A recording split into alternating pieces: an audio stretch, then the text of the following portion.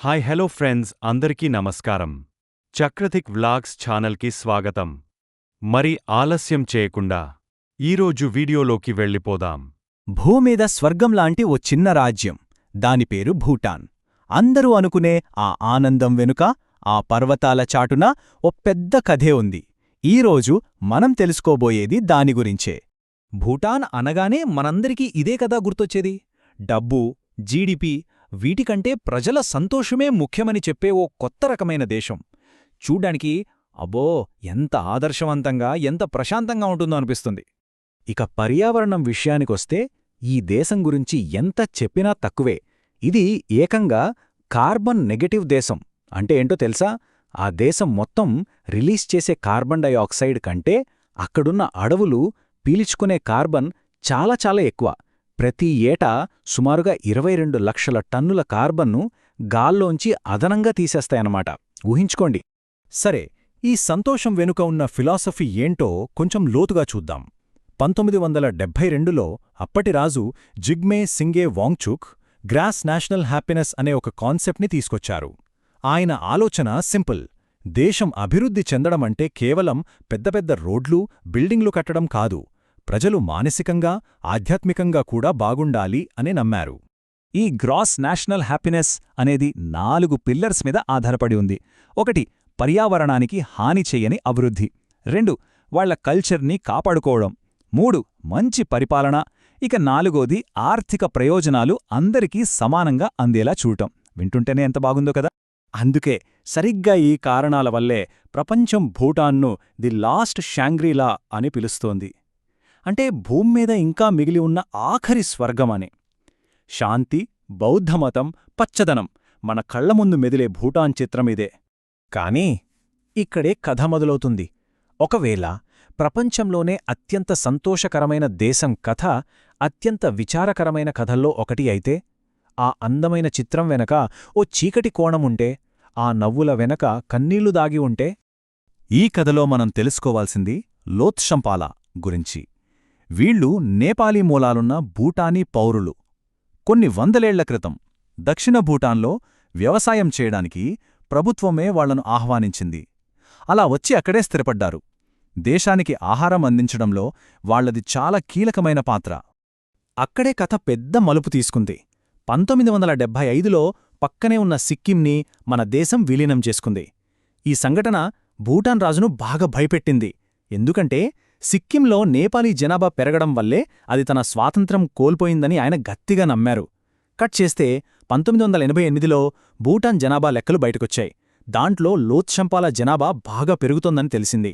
అంతే, రాజులో భయం మొదలైంది. సిక్కింకు పట్టిన గతే తమ దేశానికి కూడా పడుతుందేమోనని. ఆ భయం నుంచి పుట్టిందే ఒకే దేశం ఒకే ప్రజలు అనే ఓ కఠినమైన పాలసీ. దీని ముఖ్య ఉద్దేశమేంటంటే దేశంలో ఉన్న రకరకాల సంస్కృతుల్ని అణచివేసి ఒకే సంస్కృతిని రుద్దడం. లోత్షంపాలు కూడా మెజారిటీ ప్రజలు వేసుకునే డ్రెస్ కోడ్ డ్రిగ్లామ్ నమ్జా ఫాలో అవ్వాలి. స్కూళ్లలో నేపాలీ భాషను బ్యాన్ చేశారు.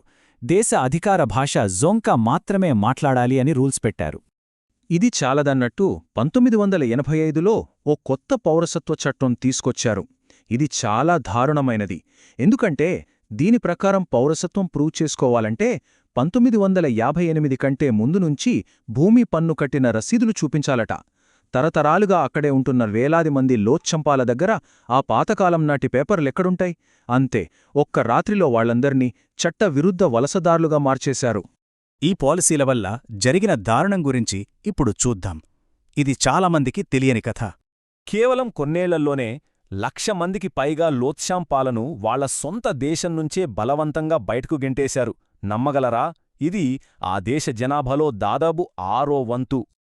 ఆ రోజుల్లో పరిస్థితి ఎంత భయంకరంగా ఉండేదో చెప్పడానికి ఒక శరణార్థి చెప్పిన మాటలు వింటే చాలు. ఆర్మీ వాళ్లు అందర్నీ తీసుకెళ్ళిపోయారు. వెళ్లేటప్పుడు ఒక సైనికుడు నన్ను నవ్వమన్నాడు. ఎందుకంటే నేను నా ఇష్టప్రకారమే సంతోషంగా దేశం విడిచి వెళ్తున్నానని చూపించడానికట. ఇలా సొంత ఇళ్లనుంచి వెళ్లగొట్టబడిన ఈ 1,00,000 మందికి పైగా జనం నేపాల్లోని రెఫ్యూజీ క్యాంపుల్లో దశాబ్దాల పాటు నరకం చూశారు. ఐక్యరాజ్యసమితి ఎన్నిసార్లు మాట్లాడినా భూటాన్ ప్రభుత్వం వినలేదు. చివరికి అమెరికా, ఆస్ట్రేలియా లాంటి కొన్ని దేశాలు వాళ్లను చేరదీశాయి. కాని అత్యంత బాధాకరమైన విషయమేంటో తెలుసా? ఒక్కరిని అంటే ఒక్క రెఫ్యూజీని కూడా భూటాన్ తిరిగి తమ దేశంలోకి రానివ్వలేదు. ఒక్కరిని. సరే, ఇప్పుడు భూటాన్కి ఉన్న ఈ 2 ముఖాలను పక్కపక్కన పెట్టి చూద్దాం. ఇది చూస్తే మనకు 2 భూటాన్లు కనిపిస్తాయి. ఒకటి మనందరికీ తెలిసిన భూటాన్, సంతోషం, శాంతి, 72% అడవులతో నిండిన ఒక స్వర్గం. ఇక రెండోది మనకు తెలియని భూటాన్, 1,00,000 మంది శరణార్థులు, జాతి పేరుతో జరిగిన బహిష్కరణ. ఇప్పుడు పచ్చగా కనిపిస్తున్న ఆ అడవుల్లోనే ఒకప్పుడు వాళ్లు బతికిన గ్రామాలు.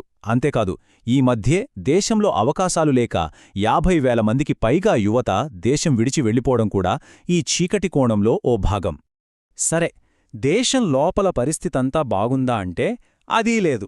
కొన్ని రిపోర్ట్లు ఏం చెప్తున్నాయంటే ఆస్పత్రుల్లో జరిగే మరణాల్లో సగానికి సగం మద్యపానం వల్లేనట. ఇక ఆత్మహత్యల్లో 70% ఆల్కహాలే కారణం. ఇంకా షాకింగ్ విషయమేంటంటే కాలేజీ స్టూడెంట్స్ వాళ్ల డబ్బుల్లో 3/2 వంతులు మద్యం, డ్రగ్స్ మీదే ఖర్చు పెడుతున్నారట. అంతర్జాతీయ చట్టాల ప్రకారం దీన్ని ఏమంటారో తెలుసా? ఎథ్నిక్ క్లెన్సింగ్, అంటే జాతి ప్రక్షాళన. ఒక ప్రాంతాన్ని ఒకే జాతికి చెందిన వాళ్లతో నింపడానికి వేరే జాతి వాళ్లను బలవంతంగా కానీ బెదిరించి కానీ అక్కడ్నుంచి తరిమేయడం. ఇక్కడ జరిగింది సరిగ్గదే. కాబట్టి మనం ఆలోచించాల్సిన విషయం ఇది. భూటాన్ సంతోషం వెనుక ఇంతమంది త్యాగం ఉందా? ఒక గ్రూప్ సంతోషంగా ఉండటం కోసం ఇంకో గ్రూప్ను బలిపశువుని చేయటం కరెక్టేనా? అసలొక దేశం యొక్క సంతోషానికి చెల్లించాల్సిన అసలైన వెల ఏంటి?